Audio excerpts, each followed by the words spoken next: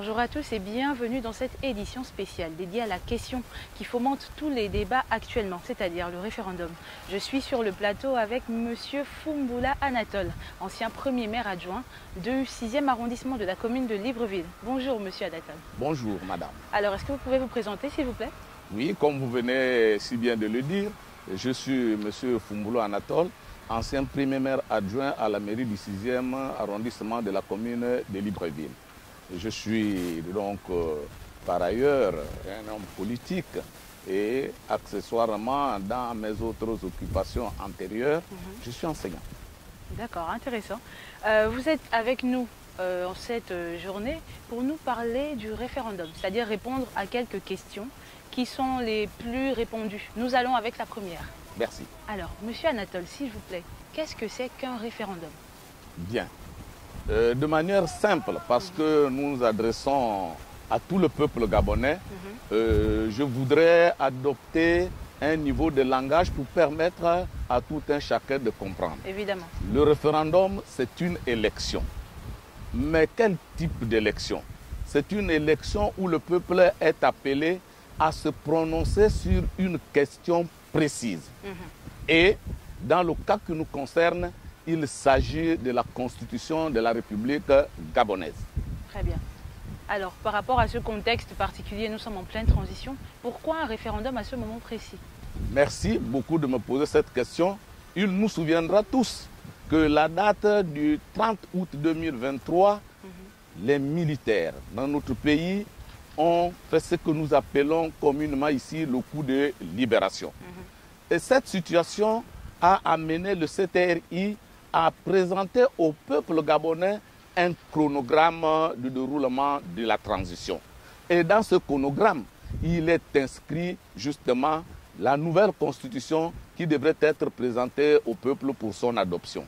Donc, nous sommes en cohérence avec ce qui se déroule actuellement parce que lorsqu'on regarde le déroulé de toutes les étapes, nous sommes en phase et actuellement, nous sommes en phase justement de préparation de l'élection référendaire. D'accord. Est-ce que selon vous, c'est une étape nécessaire? Peut-on dire que cette proposition de nouvelle constitution constitue une étape fondamentale pour la bonne marche vers la fin de la transition? Bon, je ne dirais pas nécessaire, mais je dirais indispensable. Au regard de l'enjeu, il s'agit de la constitution de la République gabonaise, la mère de loi, celle-là qui scelle notre vivre ensemble. Parce que nous venons de déposer un régime, il y a un nouveau régime qui va se mettre en place, donc ça consacre la naissance d'une nouvelle république. On ne peut pas aller dans une nouvelle république avec une ancienne constitution. Non, sinon on n'aurait pas fait le travail dans le fond des choses. En gros, on ne peut pas faire du neuf avec du vieux. Non, je ne le dis pas comme ça, qu'on ne peut pas faire du neuf avec du vieux parce que c'était un sujet très controversé dans le passé, mais je dis tout simplement qu'il y a ce qui a été fait, mais il faut regarder à l'intérieur. Il y a certainement dans les anciennes constitutions des dispositions qui ne peuvent plus coller à la réalité actuelle. Et c'est pour cette raison que vous avez vu que tous ceux qui se sont réunis se sont appuyés sur la constitution de 1991. D'accord. Alors, on sait tous que c'est un grand événement qui va marquer un tournant important dans l'histoire du Gabon. Alors, qui est appelé à voter lors de ce référendum? Je vous remercie pour cette question.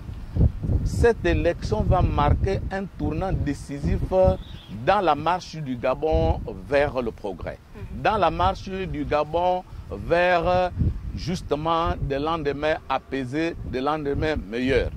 Il s'agit de refonder l'État gabonais. Et dans ce processus qui est mis en place, c'est qu'il y a lieu de comprendre qu'il s'agit des Gabonais de deux sexes âgés de 18 ans et plus qui sont appelés à aller voter. Mais il faut préciser qu'il s'agit aussi de ceux-là qui se sont inscrits et qui figurent sur les listes électorales. C'est ceux-là seulement et qui doivent aller voter.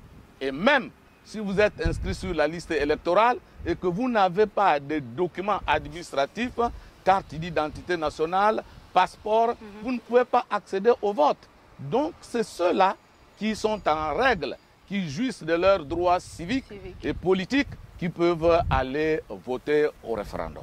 Alors, merci beaucoup, M. Fumboula. Ce fut un bel échange. Nous Merci vous disons beaucoup. à la prochaine.